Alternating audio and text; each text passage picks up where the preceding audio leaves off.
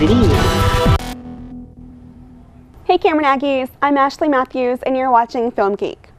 Even though Breaking Bad ended its final season a year ago, this year's Emmys voters didn't forget about the show.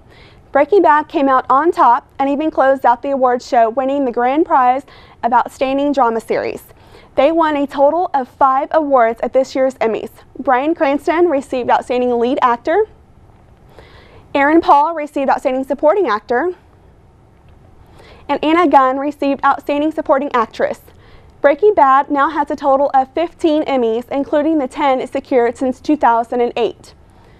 Comicbook.com relays one of Robin Williams' lifelong dreams was to appear in a Batman film. Williams said the Batman film producers screwed him twice before. They offered him the Joker and then gave it to Jack Nicholson. Then they offered him the Riddler and gave it to Jim Carrey. So a rumor going around is that Ben Affleck's Batcave will have mementos of his history. And what if one of the mementos was an old newspaper article with Williams as the Batman character? Just a small nod to a man that wanted to be in a Batman movie but never got the chance. CinemaBlend.com has also addressed something I've been hearing a lot about: Daryl's sexuality from The Walking Dead. First off, Daryl is a private person. Scott Gimple, who is one of the current writers, says that Daryl will continue to grow closer to the other characters, and he'll let his guard down. Gimple says also there will be a gay male character introduced at some point in the series. In my opinion, in a show like The Walking Dead, I feel the priority should be on surviving the zombie apocalypse and not who is gay. Personal information should be revealed at the right time in this story. Like CinemaBlend says, it only matters when it matters, if it even matters. Let's talk about the new release I got this weekend, If I Stay, which is a drama starring Chloe Grace Moretz and Jamie Blakely.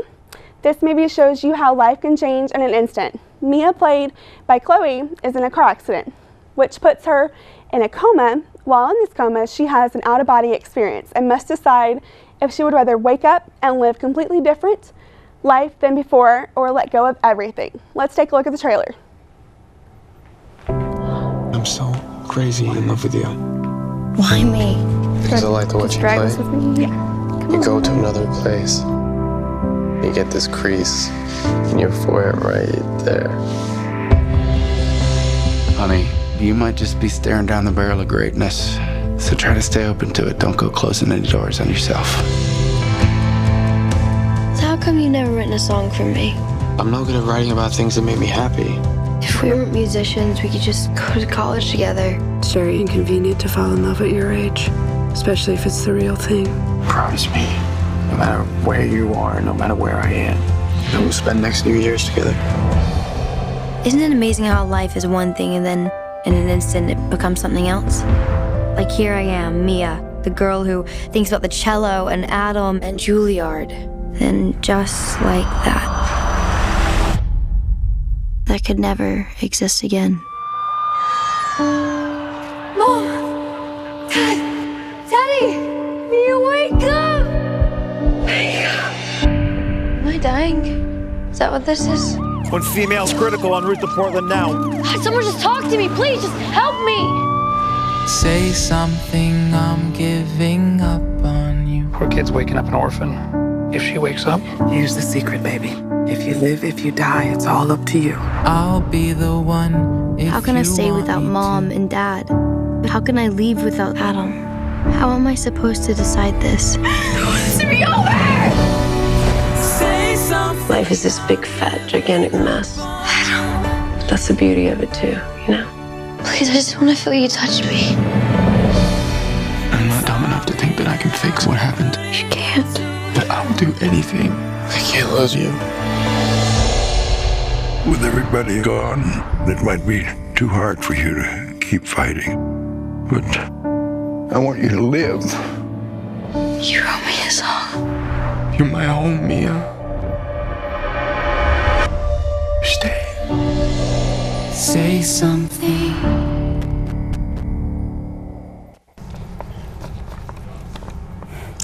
This week I'm joined with Kaley Patterson, who is the Camera Collision copy editor. Welcome, Kaley. Thanks for joining me. I'm glad to be here. We went and seen If I Stay this weekend, and let me tell you, I had no idea what I was walking into. I knew it was a girly movie. It wasn't some action movie that I'm used to seeing, so I was kind of excited about seeing because I really like The Notebook, so I wanted to see this. So first off, I think the music was amazing. Oh yes, I am one for good soundtracks to movies, and this one really hit the spot. Since the movie was based in Portland, I really thought that they captured the music essence of Portland very well with the soundtrack.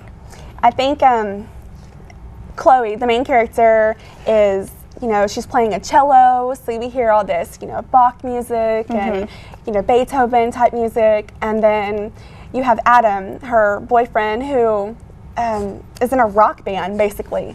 Yes. So it's very... And Portland, back in the 90s, was just the birthplace of punk rock. And her dad was a punk rock musician. Her mom was all about that scene.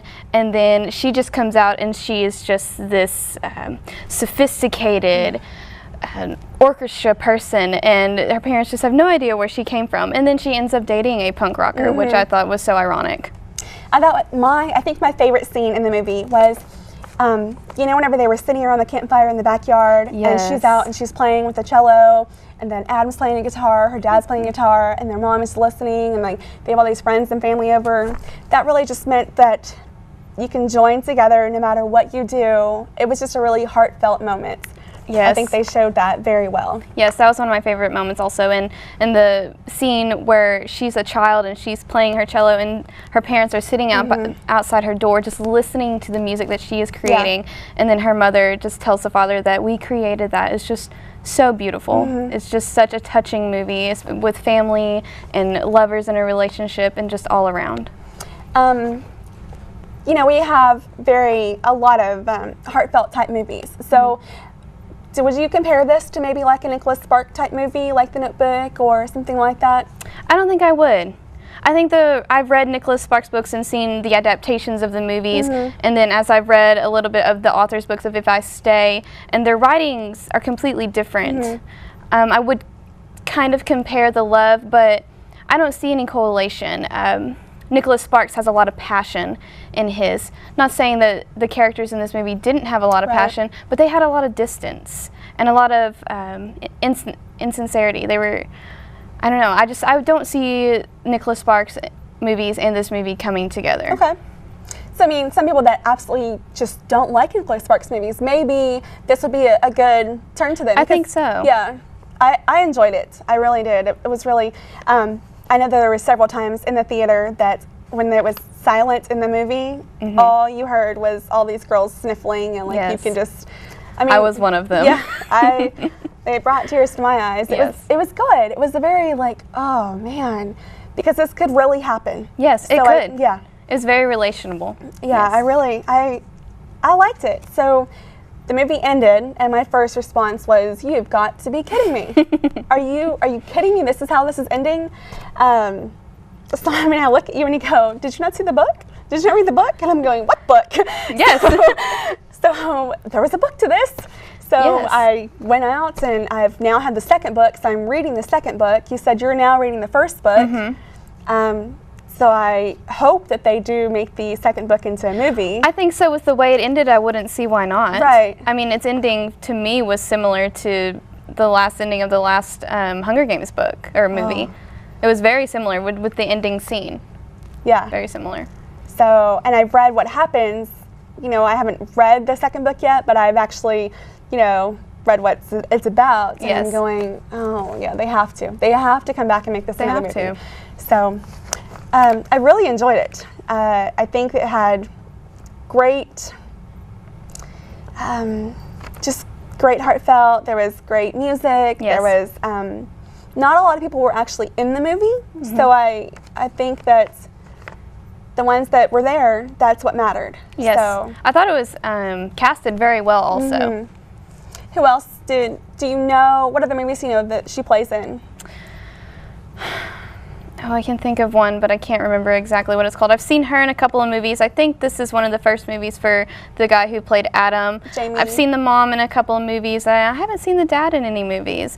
I feel like this might be a page turner for both of them. I think it is. The majority of them to come to I think so. So that's but you know, I like it, so that was good. Yes. I'm glad you liked it too. I'm glad you went with me. Of course, anytime. Well, I'd like to say thanks, Kaley, for joining me, and I'll be right back. High Horse University. Your Some weird communication words. major, right? Here at High Horse U, you're just a number to us because you're making us loads of money. You'll also have to sell your kidney to pay for tuition. Sign on the dotted line, please. That's what happened. Come with me. This is Cameron University's Communication Department. We care about quality education, not robbing you blind.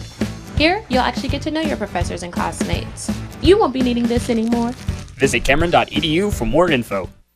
Starplex Cinema, where I catch my movies, is now showing this weekend The November Man and As Above, So Below. They also have the $5 tickets on movies before 6 and just $2 more for 3D movies. That's all for this episode of Film Geek. As always, you can find me at the Starplex Theater, where I'll be catching what's new at the box office. Until next time, Maggies.